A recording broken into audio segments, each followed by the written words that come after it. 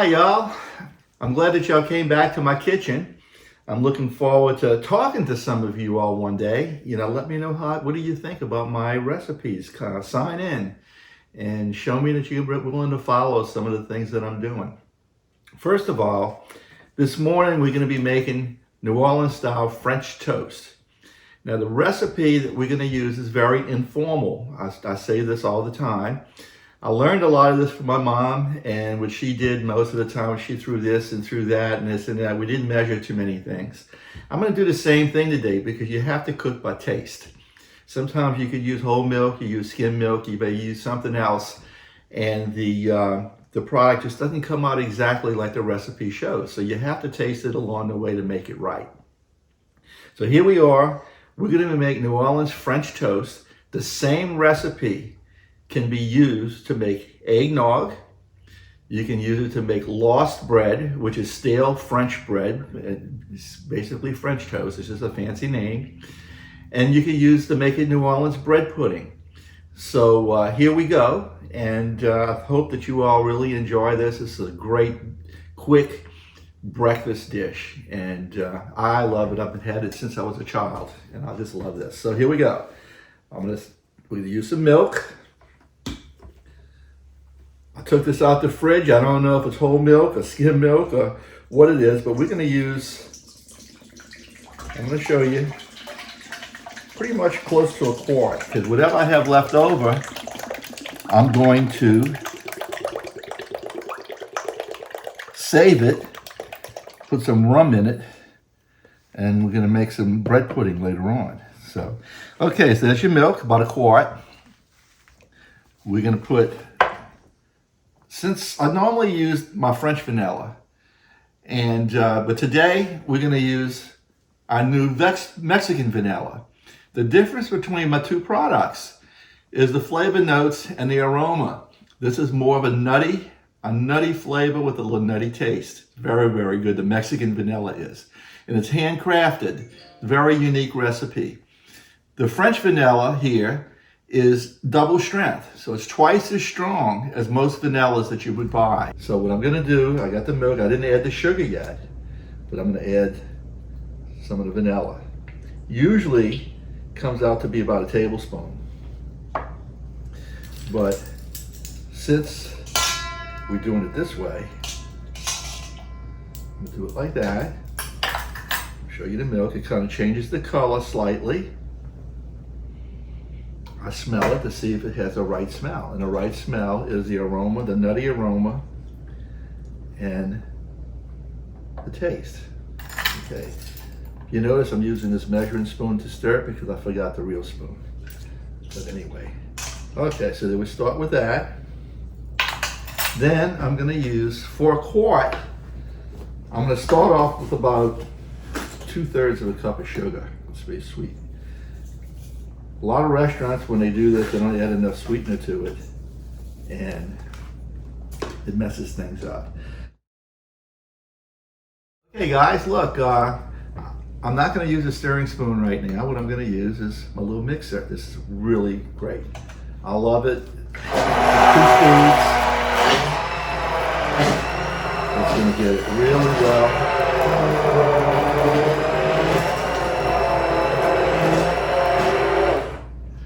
Look, you don't need to have something fancy like this. Absolutely not necessary all the time. Actually, a lot of times what I do, without even putting it on the mixer, I just use this. Go around with it just to be sure that the sugar is mixed in. So you can do it either way, okay? And you promise you don't talk about me, I'm gonna taste it to be sure it's right. Oh, yes. Boy, is that good. Anyway, so now we're gonna add some eggs. An egg. For a quart, you can use either 1 or 2 eggs, big eggs, these extra large eggs. See, I don't do it the fancy way like these fancy chefs do. I just do it the home style way. And you hope that they don't have any shells that go in. And they're only brown eggs because that's what I could get on sale. So, all right. Get my little towel here. And we're gonna do this again. So I'm gonna use this.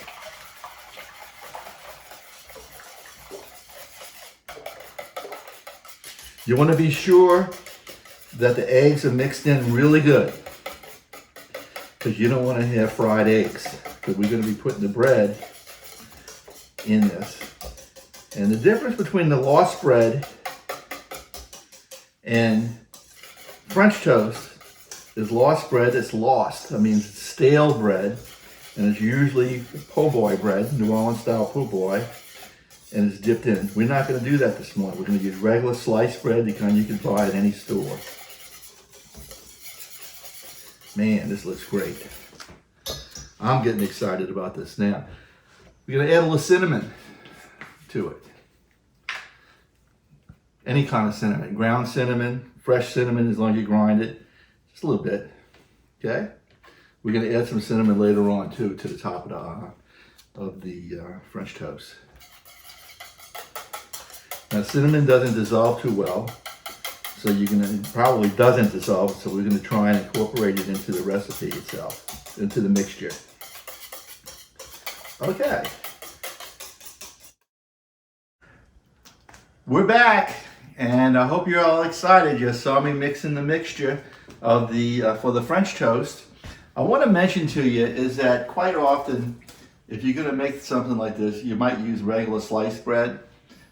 I'm not being paid by Pepperidge Farm, but I find that sliced bread is very old-fashioned. It's very dense, and it really works well with French toast.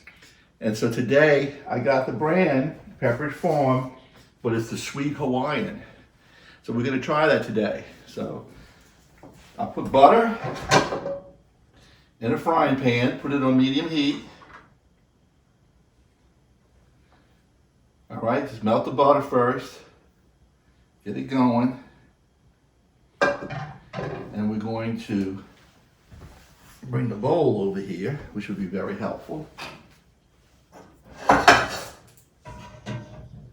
And my spatula, if I remember where I put it, here it is. Okay, we're going to do this quick. You see the butter starting to come to a little simmer. Put the bread. You might want to come, let's see, like this. Put the bread like this. You don't want to soak it too long.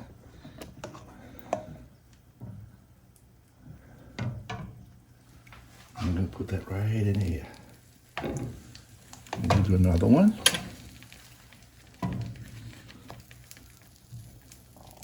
If you soak it too long, it's going to be really, really soft, too soft.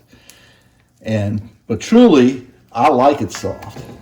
Since I was a kid, I used to love it soft. I'd peel the bread, put it in here, not even cook the bread, and just eat it like that. But this is really true New Orleans style French toast. Cooked by a native New Orleanian, but learned from my American Italian mom.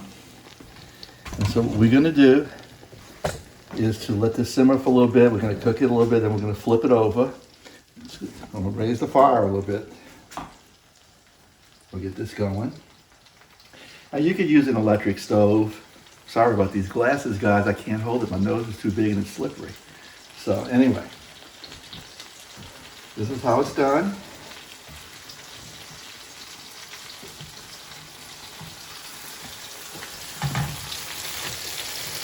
See how it browns?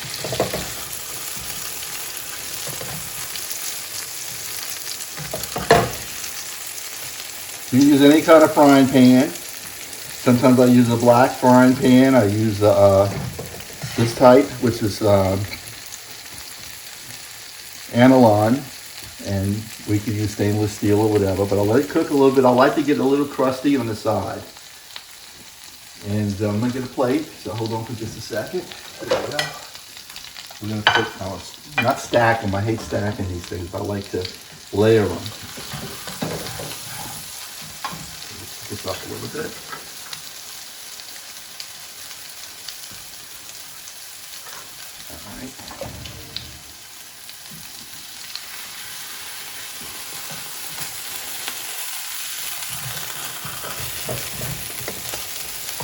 There you go, that's what you want. You want that little toasty look. A few more seconds. And we'll get this here. I'm gonna cook a few more too, because we're gonna be eating in front of you. And y'all are gonna wanna go run and go get your French toast recipe, and put it on the stove, and be ready. We'll do one more.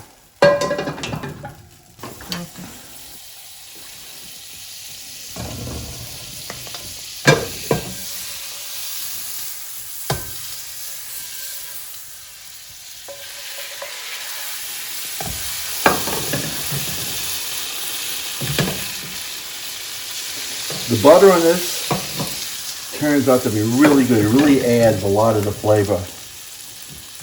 And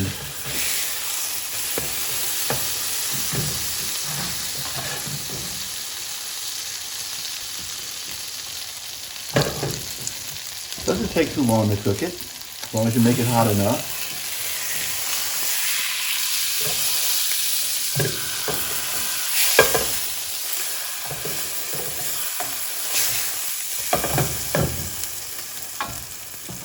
Turn the stove off.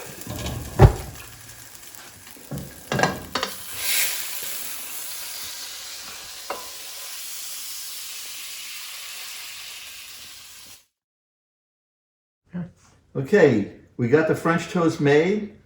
I'm sprinkling a little bit of cinnamon on the top. Not too much, because you don't want to make it bitter. Okay. And in a few seconds, when we eat this beautiful dish, we're going to maybe put a little bit of king cake syrup on it, which is a delicious representative of the New Orleans style Mardi Gras king cakes that we sell all through the Mardi Gras season. And since a lot of people can't get the king cakes year round, I have the king cake syrup that you can put on your breakfast toast, or you can put it onto other types of pastries and stuff. So we're going to try it this morning on the French toast. Okay, ladies and gentlemen, it's time. And I'm not chubby for just any reason. I'm chubby because I like to eat and I enjoy cooking. So I'm gonna bring this closer to myself, to me. We're gonna get this French toast over here.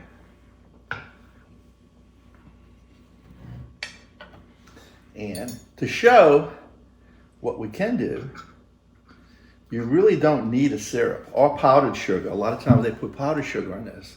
You don't need all that, just like this. This is really good. If I have my hat on, I take it off. Let's see. I'm going to open this. This is the king cake syrup.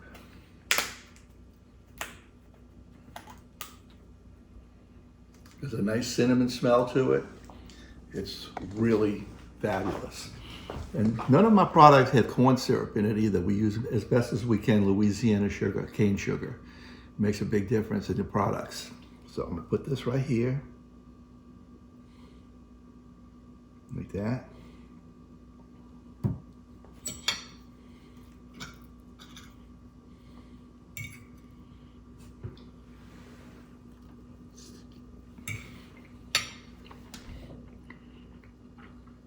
This is really good. Thank you.